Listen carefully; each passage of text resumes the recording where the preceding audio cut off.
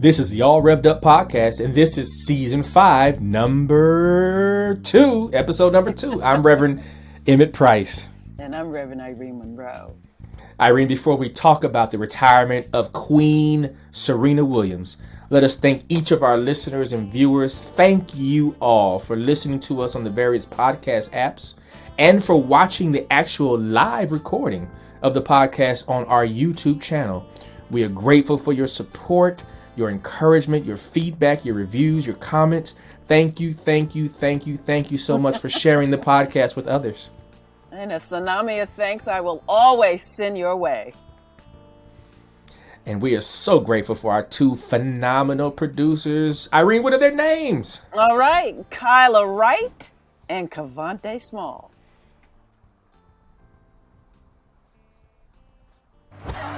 You've given us so much. All we can do is thank you.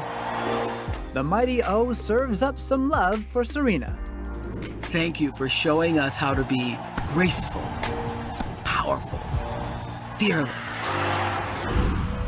In an article published in Vogue magazine, the greatest tennis player of all time, male or female, non-binary, human being, greatest tennis player of all time, Queen Serena Williams, leaked that she would be evolving away from tennis after the U.S. Open.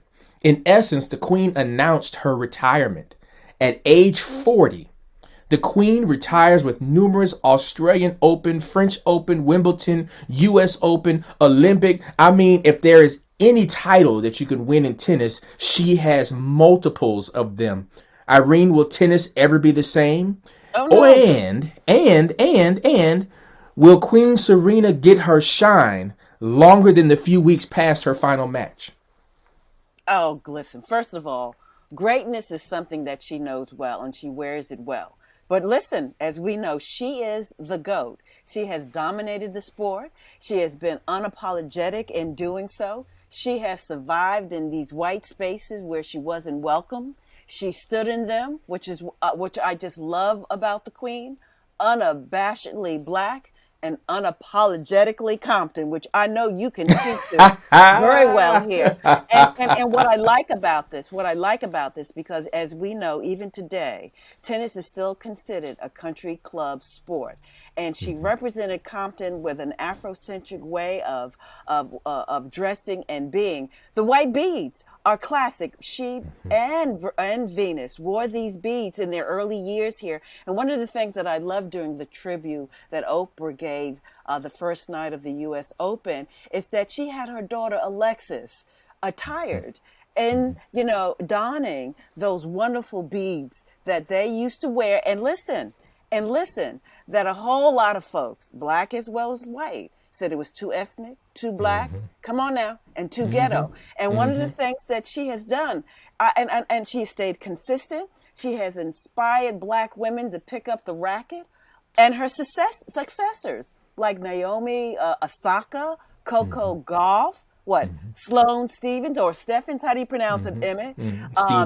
Stevens, okay.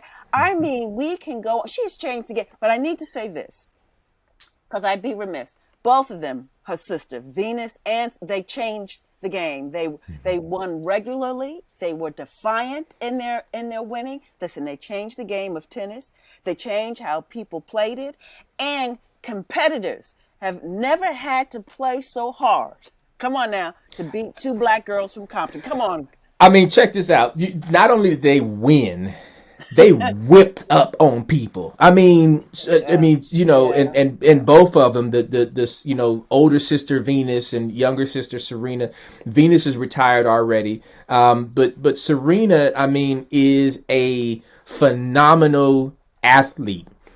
She would whip up on people, have them in the back of the tennis court, like on the ground, rolling around, trying to figure out where their racket is.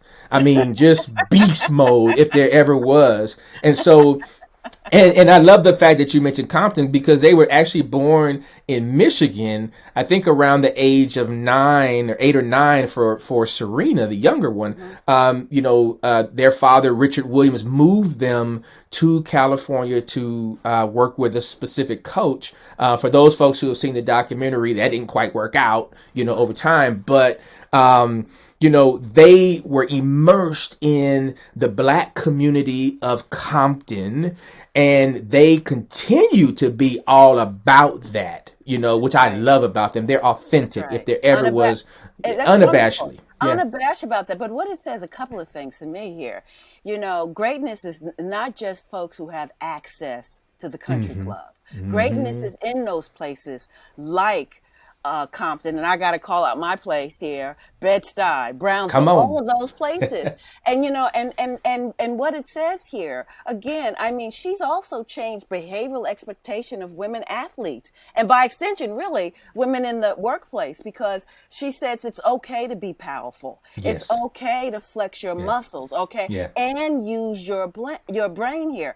I think what has bothered me so much, but she endures. She reminds me of Maya Angelou's poem, "And Still I Rise," because of the various forms of body shaming. I remember, I will never forget this one. This particular tweet really bothered me tremendously.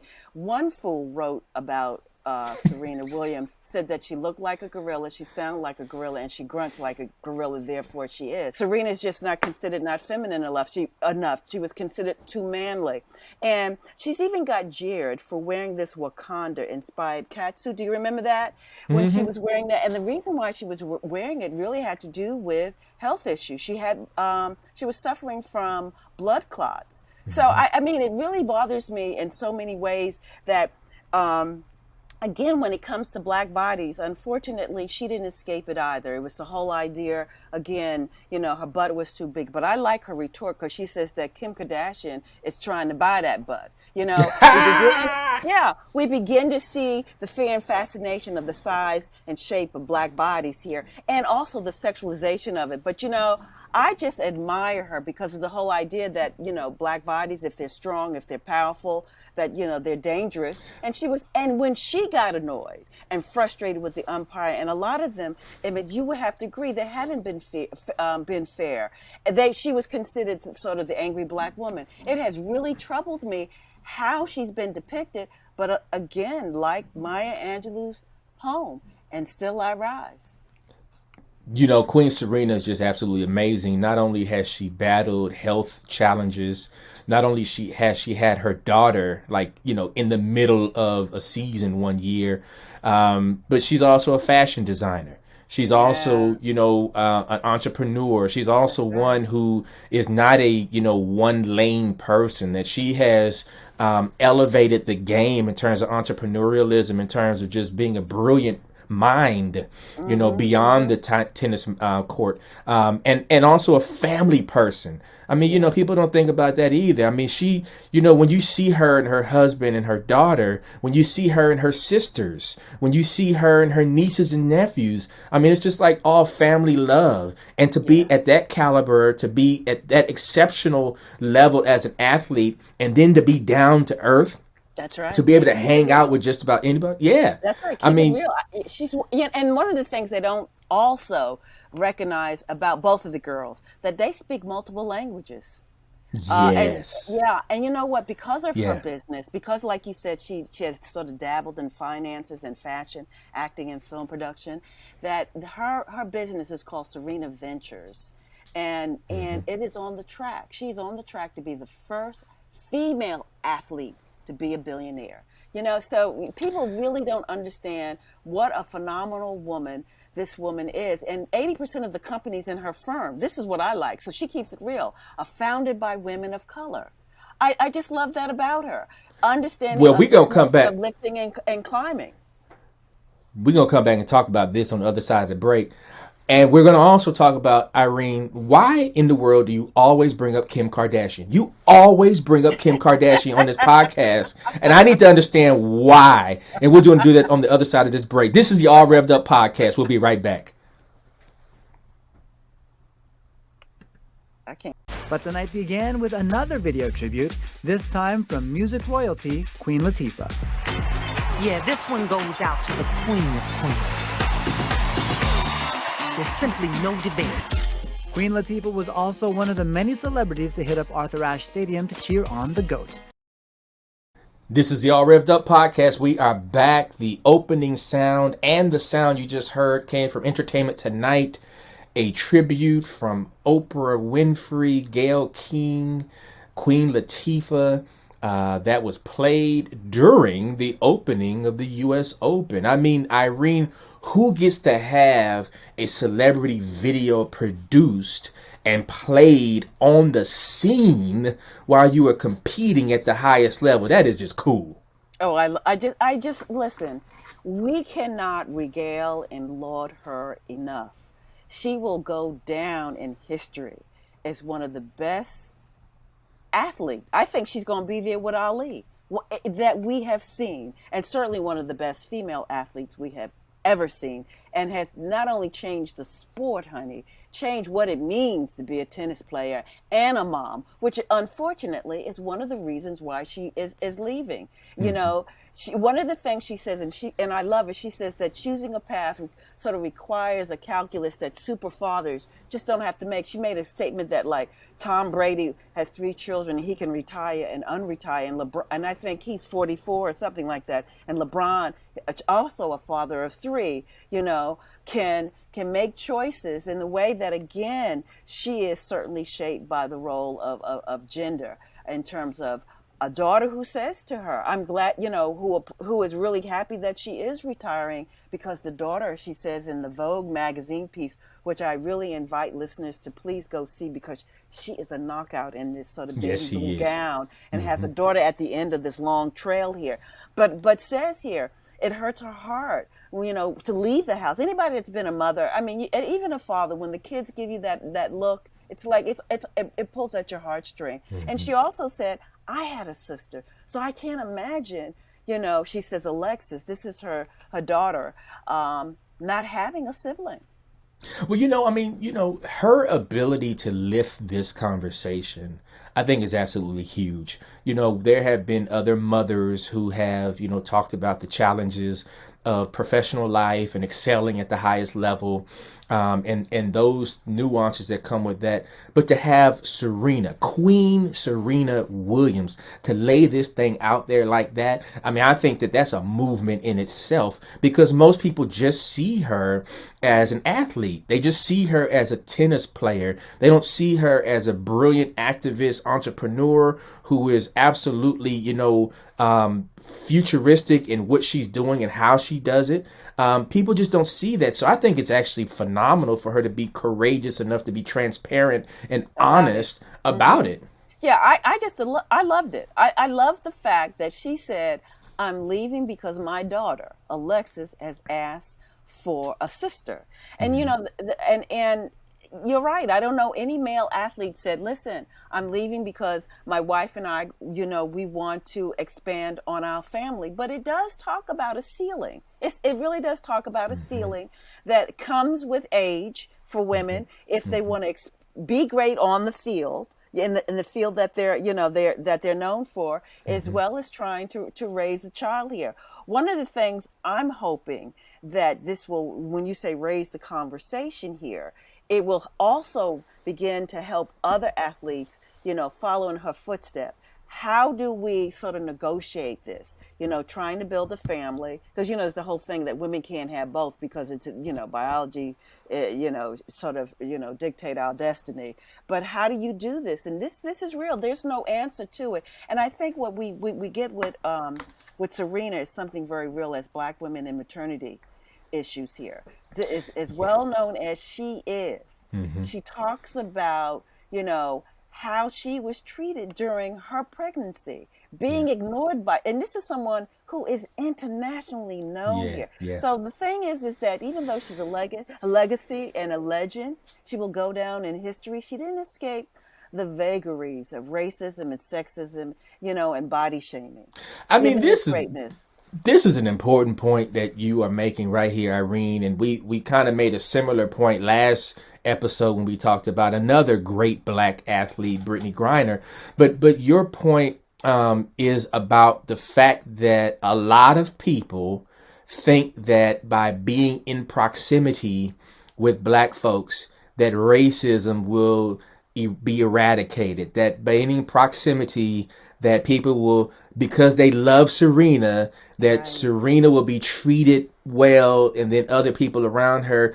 And the fact is, regardless of who it is, whether it's Serena, whether it's whomever, racism exists, gender discrimination exists, anti whatever you want to put behind that exists. And for her, the greatest athlete of all time, I'm just going to say that right here, Right, Queen that's right. Serena, the greatest athlete of all time, for her to be discriminated against shows you how vicious racism is. The systemic part of it, I think that really gets me, because we remember this incident with Susan Moore. This was a doctor who had COVID, if you remember, and thank Yeah. God that she had it. She was, she was videoing the Yeah. kind of, treatment she was receiving. And unfortunately, as we speak today, she has gone on, Yeah. but the point about it is that it doesn't matter what your stature or station in life is. It is so systemic as to almost be a normalized kind of behavior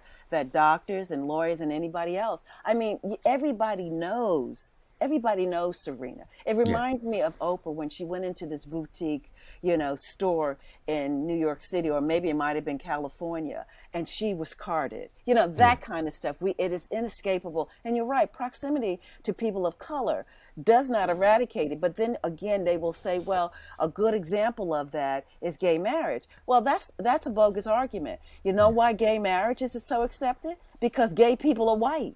But anything that is, but that's true, and that's how it is. But that's how it's portrayed. When you think of gay people, and you think of the advertisement, what is it? These shows, Ellen and others, you see up front gay people. But if something that is totally dealing with people of color, a black issue, I mean, we still have not, reached that level of acceptance. Well, here, real quick, Irene, because I want to say, what else is systemic is your fascination with Kim Kardashian. Why are you so fascinated with Kim Kardashian that you got to bring her up every time we talk about black women? Because she's my go-to white girl who has profited on pimping black culture, pimping black bodies, pimping black men, pimping black language. But the point is that when it comes authentically out of a black person, okay, like myself or Serena, who got booty, who got, who is part of, it's part of who we are. It doesn't have the kind of cash value. I mean, this sister, Kim Kardashian could wear cornrows. Come on now, something that every black child has worn, but yet give credit, to not only Bo Derek, a white model, but then saying, look, I'm wearing it, so now it's in vogue. I was just asking for a friend. Okay, but I just feel okay, that's all I got to say. Let me be paying me some reparations. Oh Lord, let me say our final word so we can get up out of here. Irene, a goat, spelled G-O-A-T, is amongst the earliest animals domesticated by humans. With over 300 distinct breeds, there are over 924 million goats on the planet. Now, in sports and in popular culture, we use the acronym GOAT, spelled G-O-A-T, to acknowledge superior talent with maximum reach with exemplary distinction. In this connotation, there are not 300 plus distinct breeds or 924 million greatest of all times. On this day, as a closing blessing, as a cis-het black man, I want to give thanks to the amazing women whose names are often lesser known and their impacts are often overshadowed. Goats such as Wilma Rudolph, Florence Griffith Joyner, and her sister-in-law, Jackie Joyner Kersey, who challenged the gender norms of track and field while breaking all the records. Goats such as Lynette Woodard, Cheryl Swoops, Cheryl Miller, and Lisa Leslie, who will forever be some of the greatest hoopers to ever put on high tops. Goats such as Dominique Dawes, Gabby Douglas, and Simone Biles, who opened up new avenues on gymnastics floors. GOATs such as Althea Gibson, Venus Williams, and the greatest GOAT of all times, Queen Serena Williams. Black girls not only rock, but black girls excel in all things at the highest level, and we should never cast shadows where royalty lives. Amen? Amen to black girl magic. Come on now. And Ashe.